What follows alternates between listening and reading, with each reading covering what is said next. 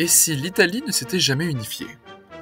Buongiorno, oggi andiamo in Italia nella seconda metà del XIX secolo. Prendi il tuo tovagliolo migliore e versati un bicchiere di vino con gli spaghetti. Ma prima un piccolo riassunto storico. Bon, je vous rassure, le reste de la vidéo est en français, parce qu'il faut pas exagérer.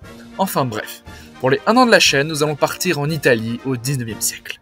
Ah, eh bien, elle est un peu éparpillée. Bon, mais comment l'Italie est devenue un seul et unique pays? Eh bien, je vais vous le dire, oh, soyez patients. Avant de parler de l'Italie, il faut parler de Napoléon. D'ailleurs, je compte faire une vidéo sur ce petit bonhomme pas très connu.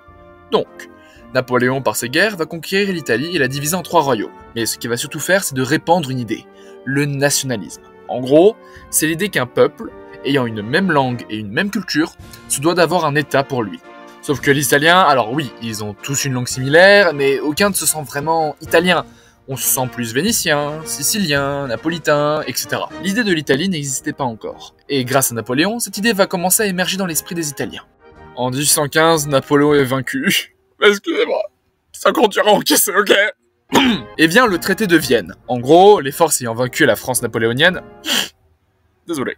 Décident de l'avenir de l'Europe. Ils décident de partager l'Italie de cette façon. Alors, pour ne parler que des plus importants, au sud on a le royaume des Deux Siciles, c'est une monarchie traditionnelle dirigée par une noblesse vieillissante. Au-dessus on a l'état pontifical, en gros le royaume du pape. Puis encore au-dessus le royaume de Lombardie-Vénétie, qui est sous contrôle direct de l'Empire d'Autriche. Ensuite vers l'ouest on a des petits duchés pas hyper importants.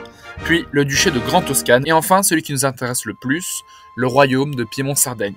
Retenez-le, il sera hyper important. D'ailleurs, pour bien représenter la période, Metternich, le ministre des Affaires étrangères autrichien, va dire ceci.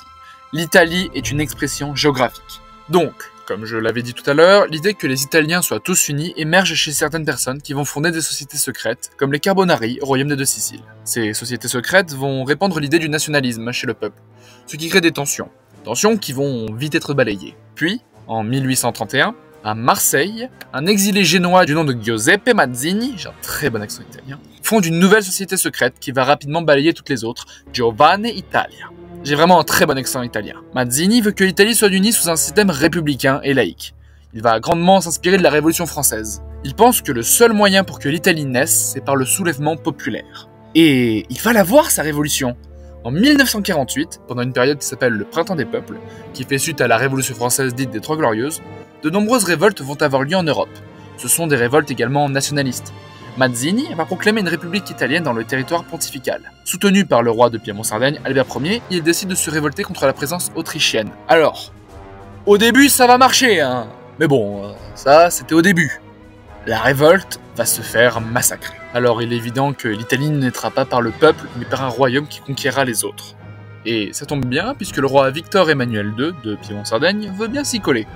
Oui, je vous l'avais dit que ce royaume était important. Enfin bref, Victor Emmanuel II va, avec l'aide de son premier ministre Cavour, moderniser le royaume de Piémont-Sardaigne en lui donnant par exemple une constitution libérale ou en construisant des lignes de chemin de fer et en modernisant l'armée piémontaise. Le royaume de Piémont-Sardaigne s'adapte tout simplement à son temps. En 1852, le royaume de Piémont-Sardaigne, oui toujours, s'allie à Napoléon III qui est le neveu du premier, et qui entre-temps a refondé l'Empire français. Et en 1859, la guerre éclate.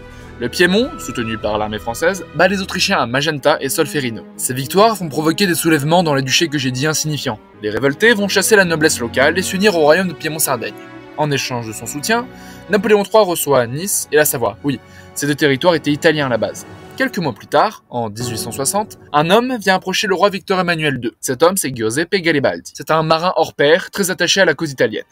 Il va faire une demande au roi. Il demande simplement 1000 soldats, et promet que toute l'Italie du Sud sera sous sa possession. Le roi accepte, et Garibaldi, ainsi que ses 1000 soldats qui sont appelés les chemises rouges, parce qu'ils portaient des chemises rouges, oui bon, ils sont pas hyper inspirés, enfin bref, ces gars-là débarquent en mai 1860 en Sicile. Grâce au soutien populaire, les chemises rouges vont, sans problème, conquérir tout le royaume des Deux Siciles, puis vont rejoindre le roi Victor Emmanuel, qui entre-temps a pris une bonne partie de l'état pontifical.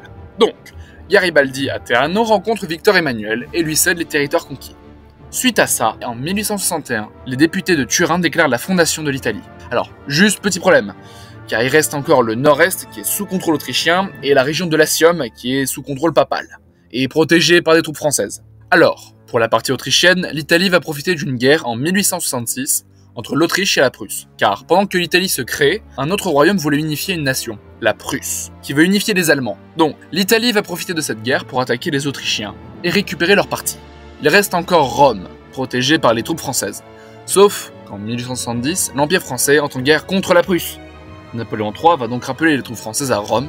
Les Italiens vont profiter de l'occasion et attaquer le pape. Suite à la prise de Rome, qui est devenue la capitale, l'Italie est enfin unifiée. Désormais, elle n'est plus une simple expression géographique, elle est un État. Et si la France n'avait pas soutenu le royaume de Piémont-Sardaigne, et que l'Italie ne s'était jamais unie, le monde serait bien différent du nôtre, n'est-ce pas?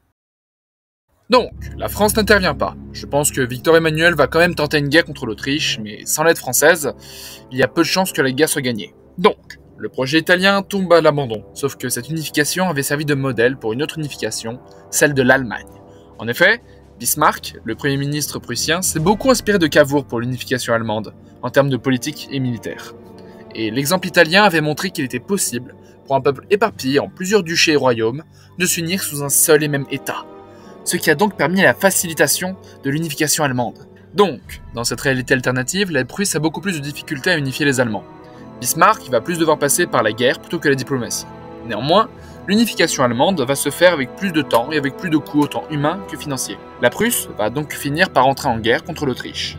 Je pense vers 1867-1868. Par contre, elle n'aura pas l'aide des Italiens, ce qui, dans notre réalité, avait permis d'ouvrir 2 fronts contre l'Autriche. Donc, dans cette réalité alternative, la guerre austro-prussienne dure bien plus longtemps, car les Autrichiens ont eu plus de temps pour se préparer et qu'ils ne doivent s'occuper que d'un seul front. Les forces des 2 camps étant à peu près égales, avec quand même une supériorité des Autrichiens, le front va sûrement s'enterrer. Je pense que la Prusse va gagner cette guerre, mais avec beaucoup de pertes et son économie qui flanche. Ce qui va être extrêmement compliqué pour unir les États d'Allemagne du Sud, qui sont encore indépendants. Si l'Allemagne veut continuer ses conquêtes, elle va d'abord devoir se remettre de cette guerre. Ce qui va laisser du temps pour l'Empire français, qui, malgré une crise politique car l'empereur a libéralisé le pays, ce que les traditionalistes dénoncent et que les réformistes dénoncent aussi, car ils disent que c'est pas assez, l'empereur a le cul vissé entre 2 chaises. Il a besoin de légitimité.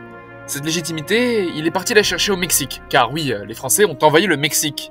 C'est une part de l'histoire française méconnue mais pourtant très intéressante. Je vous conseille fortement de vous y renseigner. Enfin bref, cette expédition avait pour but de créer un empire catholique au Mexique pour faire un poids contre l'affluence des États-Unis, qui était alors en pleine guerre de sécession. En 1865, il dut retirer ses troupes car la guerre de sécession était terminée, et que les États-Uniens amassaient leurs troupes à la frontière mexicaine. De plus, la menace prussienne se faisait de plus en plus grande. Mais avec une Prusse affaiblie, et les États-Unis qui ont quand même subi une guerre civile, Napoléon, dans cette réalité alternative, décide de rester, et après plusieurs années, finit par vaincre la guérilla mexicaine. Et le pouvoir de Maximilien d'Autriche, empereur du Mexique, est incontestable. Cela apporte un certain prestige à Napoléon III et permet à l'armée française de voir ses problèmes internes.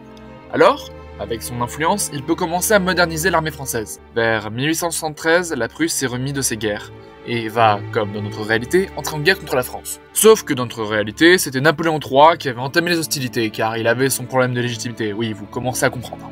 Alors que dans cette réalité alternative, je dis beaucoup de fois le mot réalité, Napoléon ne va pas réagir aux provocations de Bismarck.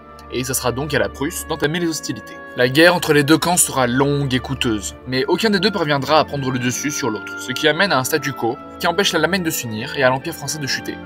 Mais alors en Italie, il se passe quoi ? Eh bien, suite à l'affaiblissement de l'Empire d'Autriche, dû à sa guerre contre la Prusse, les Italiens vont encore une fois tenter de se révolter, mais encore une fois, ils vont se faire massacrer, c'est pas de bol. Bien, voyons maintenant quelques possibilités dans le futur. Premièrement, la France ne va pas s'engager dans la course aux colonies, car elle n'a pas besoin de redorer son image, alors le Royaume-Uni colonise encore plus de territoire que notre réalité. Il est probable qu'avec sa soif coloniale, elle entre en guerre contre l'Empire d'Éthiopie, qui, dans notre réalité, avait été attaqué par les Italiens. Mais ici, sans Italiens, ce sont les Anglais qui en profitent. Sauf que l'armée britannique, c'est pas celle de l'Italie. La guerre sera compliquée, mais les Britanniques vont sûrement réussir à vaincre l'Éthiopie, qui est intégrée dans l'Empire. Sans l'Empire allemand, c'est également les 2 guerres mondiales qui sont évitées, avec en Europe un certain équilibre des puissances. Bien que l'Empire français soit la première puissance européenne, elle ne va pas tenter de conquérir ses voisins, ou quoi que ce soit. D'ailleurs, elle garde de très bons liens avec l'Empire mexicain, qui est toujours présent après plusieurs décennies. L'Empire s'est libéralisé, et l'empereur Maximilien III n'a plus qu'un pouvoir théorique. Le Mexique est devenu un excellent contrepoids contre l'influence américaine. Le pays commence à s'industrialiser et reçoit chaque année de très nombreux migrants catholiques qui sont persécutés aux États-Unis, comme les Irlandais. En Italie du Nord, les différents royaumes vont se rapprocher culturellement et économiquement. Je pense qu'au fil du temps, une sorte d'union fédérale italienne va se créer. Une union qui laisse beaucoup d'autonomie à ces différentes provinces. Dans le royaume des 2 Siciles, avec la faiblesse de la noblesse et de la monarchie, une révolution a eu lieu qui crée une monarchie constitutionnelle. Le royaume est très en retard par rapport à ses voisins du nord, mais commence lentement son industrialisation. Le monde est bien différent du nôtre. Sans les deux guerres mondiales, les empires existent encore et l'idée du nationalisme se fait rare. Des états comme la Pologne ou la Serbie n'existent pas, et une paix relative s'exerce avec de temps en temps quelques guerres, mais qui n'ont pas autant d'impact que nos guerres mondiales. Era mi amico Kronos, ci vediamo per una cena futura.